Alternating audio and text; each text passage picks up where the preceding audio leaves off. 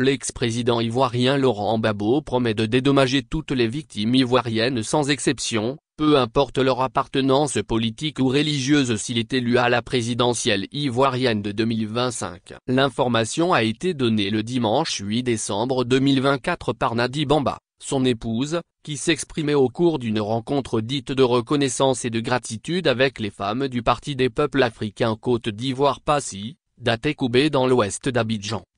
Dans la deuxième lettre du président Laurent Gbagbo aux femmes et que j'ai lue à Abobo, il a exprimé toute sa compassion aux femmes mutilées d'Anonkouakout et à travers elles, il compatit à la douleur de toutes les victimes de Côte d'Ivoire. Il promet, qu'une fois au pouvoir, il va dédommager toutes les victimes ivoiriennes, sans exception, peu importe leur appartenance politique ou religieuse, a dit Madame Gbagbo dans une allocution. Dans sa lettre, Laurent Gbagbo promet surtout qu'il redonnera la parole au peuple ivoirien afin qu'on exprime nos souffrances sans peur et sans crainte et qu'on puisse dire ce qu'il faut faire pour parvenir au pardon mutuel, a ajouté Nadi Bamba. Auparavant, elle a assuré qu'M.